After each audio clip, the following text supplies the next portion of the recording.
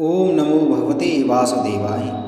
प्रिय भक्तजनों, आज मैं आपको बहुत ही सुंदर भगवान श्री कृष्ण की गर्भ गीता सुना रहा हूँ, क्योंकि इसके सुनने मात्र से भगवान श्री कृष्ण की कृपा प्राप्त होती है। क्योंकि जो भी गर्भवती स्त्रियाँ होती हैं, गर्भवती महिला होती हैं और उनके गर्भ में जो गर्भस्थ शिशु होते हैं, इस कथा को सुनने मात्र से उन बच्चों पर भगवान श्री कृष्ण की असीम कृपा प्राप्त होती है। क्योंकि भगवान श्री कृष्ण के इस गर्भ गीता को सुनने के बाद में गर्भस्थ शिशु की रक्षा होती है और उसके अंदर भी अच्छे अच्छे संस्कार प्राप्त होते हैं। इसलिए गर्भवती महिला को जब तक बच्चा इस धरती पर जन्म न ले तो उसे नित्य नियम के साथ इस गर्भ गीता को प्रतिदिन जरूर सुनना चाहिए। आइए शुरू करते हैं श्री गर्भ गीता। गर्भ गीता बहुत ही अनोखा ग्रंथ है। इसमें संपूर्ण ज्ञान समाहित है। श्री कृष्ण भगवान जी का वचन है कि जो प्राणी इस गर्भ गीता का सद्भावना से विचार मनन करता है वह फिर गर्भवास में नहीं आता, उसे जीवन मरण के चक्र से छुटकारा मिल जाता है। सभी को गर्भ गीता का अनुशीलन अवश्य करना चाहिए। साथ ही यह मान्यता भी है कि जो गर्भवती महिला गर्भ गीता का श्रवण करती है उसका गर्भस्थ शिशु अच्छे संस्कार ग्रहण करता है। जन्म लेने के बाद वह आदर्श जीवन व्यतीत करता है और गर्भ के अंदर भगवान श्री कृष्ण उस गर्भ की रक्षा करते हैं। अर्जुन ने कहा, हे कृष्ण भगवान, यह प्राणी जो गर्भवास में आता है वह किस दोष के कारण आता है? हे प्रभु जी, जब यह जन्मता है तब इसको जरा आदि रोग लगे रहते हैं, फिर मृत्यु होती है। हे स्वामी, वह कौन सा कर्म है जिसके करने से प्राणी जन्म मरण से रहित हो जाता है? श्री कृष्ण भगवान ने कहा, हे अर्जुन, यह मनुष्य जो है सो अंधा व मूर्ख है, जो संसार के साथ प्रीति करता है। यह पदार्थ मैंने पाया है और वह मैं पाऊंगा, ऐसी चिंता इस प्राणी के मन से उतरती नहीं। 8 पहर माया को ही मांगता है। इन बातों को करके बार बार जन्मता और मरता है।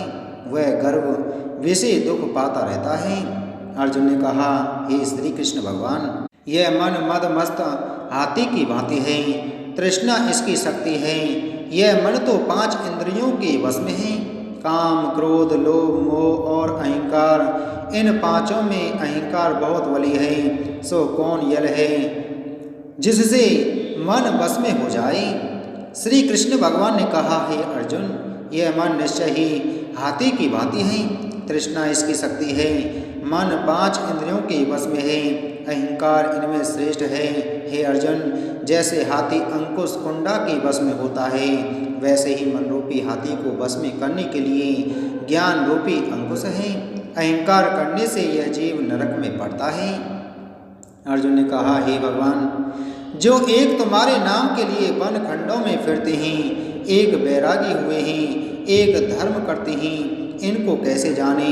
जो वैष्णव हैं वे कौन हैं? श्री कृष्ण भगवान ने कहा, हे अर्जुन, एक वे हैं जो मेरे ही नाम के लिए वनों में फिरते हैं, वे सन्यासी कहलाते हैं। एक वे हैं जो सिर पर जटा बांधते हैं और अंग पर भस्म लगाते हैं, उनमें मैं नहीं हूँ, क्योंकि इनमें अहंकार है, इनको मेरा दर्शन दुर्लभ है। अर्जुन ने कहा, हे भगवान, वह कौन सा पाप है जिससे स्त्री की मृत्यु हो जाती है? वह कौन सा पाप है कि जिससे पुत्र मर जाता है? और नपुंसक कौन पाप से होता है? श्री कृष्ण भगवान ने कहा, हे अर्जुन, जो किसी से कर्ज लेता है और देता नहीं, इस पाप से उसकी औरत मरती है। और जो किसी की अमानत रखी हुई वस्तु पचा लेता है, उसके पुत्र मर जाते हैं। जो किसी का कार्य किसी के गोचर आए पड़े और वह जवानी कहे कि मैं तेरा कार्य सबसे पहले कर दूंगा, पर समय आने पर उसका कार्य ना करे, इस पाप से नपुंसक होता है। ये बड़े पाप हैं। अर्जुन ने कहा, हे भगवान, कौन सा पाप करने से मनुष्य सदैव रोगी रहता है? किस पाप से गधे का जन्म पाता है, स्त्री का जन्म तथा टट्टू का जन्म क्यों कर पाता है, और बिल्ली का जन्म किस पाप से होता है? श्री कृष्ण भगवान ने कहा, हे अर्जुन, जो भी मनुष्य कन्यादान करते हैं और इस दान में मूल्य लेते हैं वे दोषी हैं। वे मनुष्य सदा रोगी रहते हैं। जो विषय विकार के वास्ते मदिरा पान करते हैं वे टट्टू का जन्म पाते हैं, और जो झूठी गवाही भरते हैं वे औरत का जन्म पाते हैं। जो औरतें रसोई बना के पहले आप भोजन कर लेती हैं और पीछे परमेश्वर को अर्धदान करती हैं तो वे बिल्ली का जन्म पाती हैं। और जो मनुष्य अपनी झूठी वस्तु दान करते हैं वे औरत का जन्म पाते हैं, वह गुलाम औरतें होती हैं। अर्जुन ने कहा, हे भगवान, कई मनुष्यों को आपने स्वर्ण दिया है, सो उन्होंने कौन सा पुण्य किया है? और कई मनुष्यों को आपने हाथी घोड़ा रथ दिए हैं, उन्होंने कौन सा पुण्य किया है?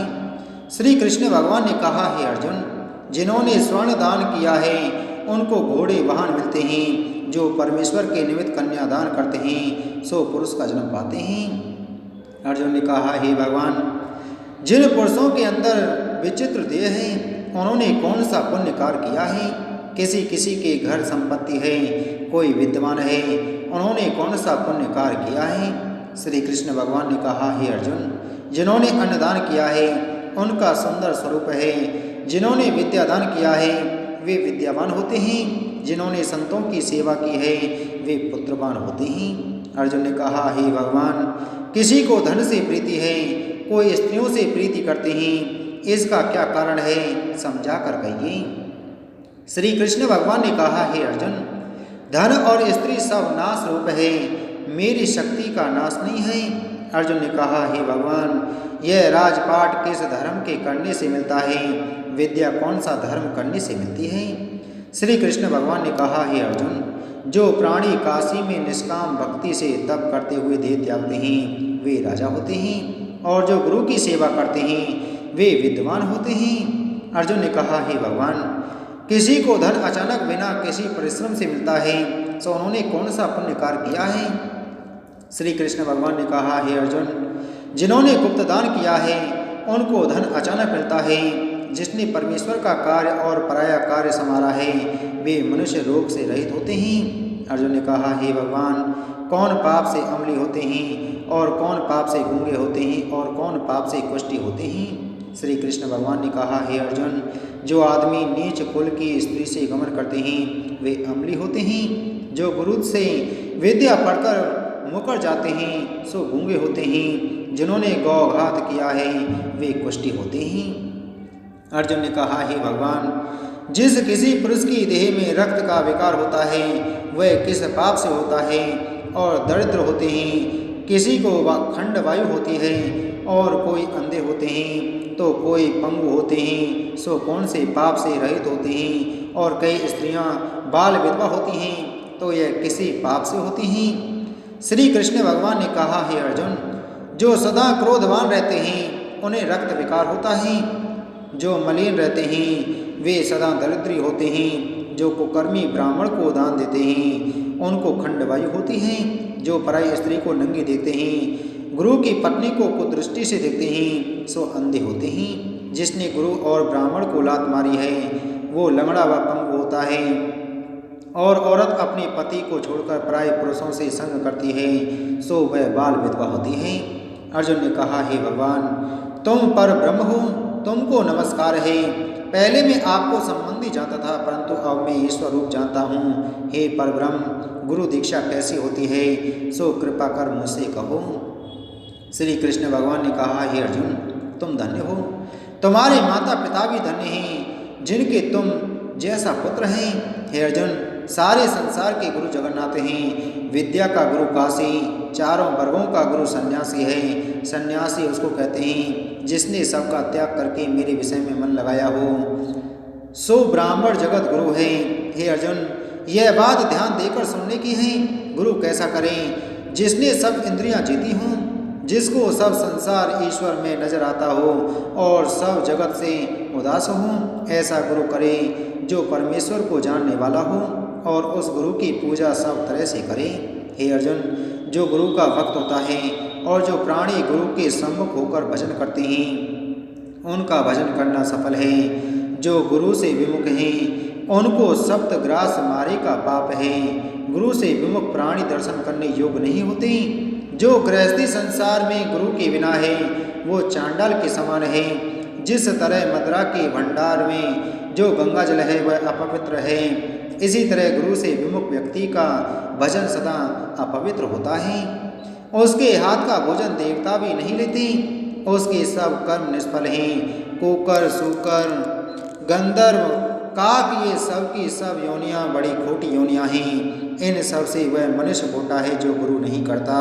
गुरु बिना गति नहीं होती, वह अवश्य नरक को जाएगा।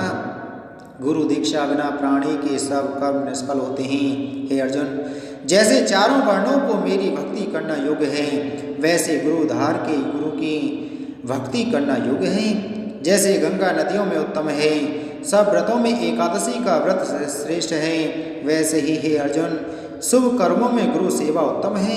गुरु दीक्षा बिना प्राणी पशु योनि पाता है। जो धर्म भी करता है सो पशु योनि में फल भोगता है, वह 84 योनियों में भ्रमण करता रहता है। अर्जुन ने कहा, हे श्री कृष्ण जी, भगवान गुरु दीक्षा क्या होती है? श्री कृष्ण भगवान ने कहा, हे अर्जुन, धन्य जन्म है उसका जिसने यह प्रश्न किया है, तो धन्य है। गुरु दीक्षा के 2 अक्षर हैं, हरि ओम। इन अक्षरों को गुरु कहता है। यह चारों वर्णों को अपनाना श्रेष्ठ है। हे अर्जुन, जो गुरु की सेवा करता है उस पर मेरी प्रसन्नता है। वह 84 योनियों से छूट जाएगा, जन्म मरण से रहित हो नरक नहीं भोगता। जो प्राणी गुरु की सेवा नहीं करता वह 3.5 करोड़ वर्ष तक नरक भोगता है। जो गुरु की सेवा करता है उसको कई अश्वमेध यज्ञ के पुण्य का फल मिलता है। गुरु की सेवा मेरी सेवा है। हे अर्जुन, हमारे तुम्हारे संवाद को जो प्राणी पढ़ेंगे और सुनेंगे और दूसरों को सुनाएंगे, वो गर्भ के दुख से बचे रहेंगे, उनकी 84 योनियां कट जाएंगी। इसी कारण इस पाठ का नाम गर्भ गीता है। श्री कृष्ण भगवान जी के मुख से अर्जुन ने श्रवण किया है। गुरु दीक्षा लेना उत्तम कर्म है। उसका फल यह है कि नरक की 84 योनियों से जीव बचा रहता है। उसे 84 लाख योनियों में भ्रमण नहीं करना पड़ता और वह आवागमन से मुक्त हो जाता है। इसके सुनने मात्र से भगवान बहुत प्रसन्न होते हैं। इसलिए सभी प्राणियों को, खास करके गर्भवती स्त्रियों को इस पाठ का नित्य प्रति श्रवण जरूर करना चाहिए। बोलो श्री कृष्णचंद्र भगवान की जय।